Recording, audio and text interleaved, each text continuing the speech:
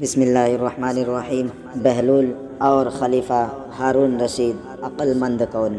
خلیفہ ہارون رشید کے زمانے میں بہلول رحمۃ اللہ علیہ کے نام کے ایک بزرگ گزرے ہیں۔ یہ مجذوب قسم کے بزرگ تھے، لیکن بڑی حکیمانہ باتیں کیا کرتے تھے۔ ہارون رشید بہلول کی بہت عزت کرتا تھا اور ان سے ہنسی مذاق کا بھی رشتہ تھا۔ ہارون کے دربار میں ان کی آزادانہ رسائی تھی۔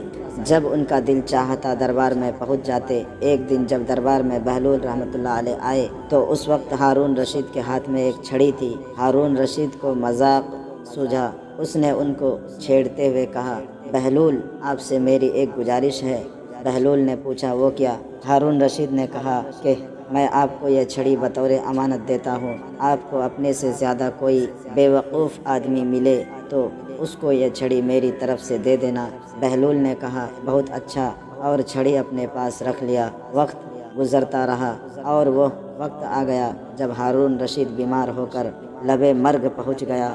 بہلول کو خبر ہوئی تو وہ خلیفہ کی عیادت کو پہنچ گئے۔ پوچھا، امیر المؤمنین، کیا حال ہے؟ ہارون نے جواب دیا، حال کیا پوچھتے ہو، سفر درپیش ہے۔ بہلول نے پوچھا، کہاں کا سفر درپیش ہے؟ ہارون نے جواب دیا، آخرت کا سفر درپیش ہے، دنیا سے اب جا رہا ہوں۔ بہلول نے سوال کیا، کتنے دن میں واپس آئیں گے؟ ہارون نے کہا، بھائی، یہ آخرت کا سفر ہے، اس سے کوئی واپس نہیں آیا کرتا۔ بہلول نے کہا، اچھا، واپس نہیں آئیں گے تو آپ نے سفر کی راحت اور آرام کے انتظامات کے لیے کتنے لاؤ لشکر اور ساز و سامان آگے بھیجے ہیں؟ ہارون نے جواب میں کہا، تم پھر بے وقوفی کی باتیں کر رہے ہو۔ آخرت کے سفر میں کوئی ساتھ نہیں جایا کرتا، نہ کوئی لاؤ لشکر اور نہ ہی کوئی ساز و سامان جاتا ہے، وہاں تو انسان تنہا جاتا ہے۔ بہلول نے کہا، اتنا لمبا سفر کہ وہاں سے واپس بھی نہیں آنا ہے، لیکن آپ نے کوئی لاؤ لشکر یا سامان نہیں بھیجا، حالانکہ اس سے پہلے آپ کے جتنے بھی سفر ہوتے تھے اس میں انتظامات کے لیے آگے لاؤ لشکر اور سفر کا سامان جایا کرتا تھا، اس سفر میں کیوں نہیں بھیجا؟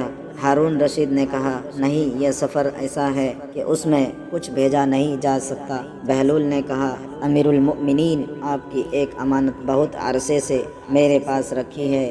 یہ وہ چھڑی ہے جسے آپ نے مجھے دیتے ہوئے فرمایا تھا کہ مجھ یعنی بہلول سے زیادہ کوئی بے وقوف ملے تو اس کو دے دینا۔ میں نے بہت تلاش کیا، لیکن مجھے اپنے سے زیادہ بے وقوف آپ کے علاوہ کوئی اور نہیں ملا، اس لیے کہ میں یہ دیکھا کرتا تھا کہ اگر آپ کا چھوٹا سا بھی سفر ہوتا تو مہینوں پہلے اس کی تیاری ہوا کرتی تھی۔ کھانے پینے کا سامان، خیمے، لاؤ لشکر سب پہلے سے بھیجا جاتا تھا، اور آپ کو یہ بھی معلوم تھا کہ ایک دن اس لمبے سفر پر بھی آپ کو جانا ہے جہاں سے واپسی ممکن نہیں، لیکن اس کے لیے آپ کوئی تیاری نہیں کی۔ کیا دنیا میں آپ سے زیادہ کوئی بے وقوف ہوگا؟ لہٰذا اپنے سے زیادہ بے وقوف میں نے آپ کو پایا۔ اب آپ کی یہ امانت آپ کو مبارک ہو۔ یہ سن کر ہارون رشید رو پڑا اور کہا، بہلول، تم نے سچی بات کی۔ ساری عمر ہم تم کو بے وقوف سمجھ رہے تھے،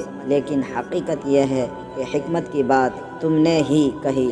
واقعی ہم ہی بے وقوف ہیں، ہم نے اپنی عمر ضائع کر دی اور اس آخرت کے سفر کی تیاری نہیں کی۔ آج کا کوئی شخص عباسی خلیفہ ہارون رشید کی عمارت اور ثروت کو نہیں پہنچ سکتا۔ اس کی سلطنت 3 برِ اعظموں تک پھیلی ہوئی تھی۔ آج کے دور کے کئی امریکہ اس کی مٹھی میں تھے۔ مکمل عقل مندی، دانش مندی اور حکمت کے ساتھ اتنی بڑی سلطنت پر بخیر و خوبی حکومت کرنے والا اس دنیا سے جاتے ہوئے اس بات کی تصدیق کرتا ہے کہ وہ عقل مند نہیں بلکہ بے وقوف تھا۔ دنیاوی سفر کے لیے تو وہ لاؤ لشکر اور ساز و سامان کا انتظام کرتا رہا، لیکن اپنی آخرت کی سفر کے لیے اس نے ایسا کچھ نہیں کر سکا۔ لہٰذا عقل مند اور دانا وہی ہے جو اپنی سفر آخرت کے لیے نیک اعمال کا ذخیرہ جمع کرے، لیکن افسوس کہ کہ آج ہم مسلمانوں کی سوچ بدل گئی ہے۔ ہم اپنے نبی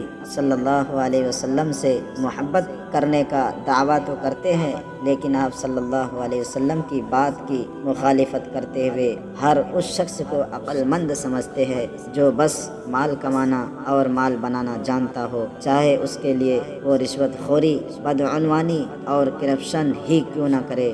جبکہ رسول اللہ صلی اللہ علیہ وسلم نے فرمایا ہے کہ عقل مند وہ ہے جو اپنے نفس کا محاسبہ کرے اور موت کے بعد کی زندگی کے لیے عمل کرے، اور عاجز وہ ہے جو اپنے نفس کو خواہشوں پر لگا دے پھر اللہ تعالیٰ سے تمنائیں کرے۔ سنن ابن ماجہ 4260۔ اور فرمان الہی ہے، یا ایھا الذین آمنوا اتقوا اللہ ولتنظر نفس ما قدمت لغد واتقوا اللہ ان اللہ خبیر بما تعملون۔ سورہ حشر آیت نمبر 18۔ اے ایمان والو، اللہ سے ڈرتے رہو اور ہر شخص کو دیکھنا چاہیے کہ اس نے کل یعنی قیامت کے لیے کیا بھیجا ہے، اور پھر اللہ سے ڈرتے رہو، یقیناً اللہ تمہارے اعمال سے باخبر ہے۔ سورہ حشر آیت نمبر 18۔ یقیناً اللہ سے ڈرنے والا ہی روزانہ اپنا محاسبہ کرتا ہے اور اپنی آخرت کے لیے نیک اعمال کا ذخیرہ جمع کرتا ہے اور ان کی حفاظت بھی کرتا ہے، اور جو ایسا نہیں کرتا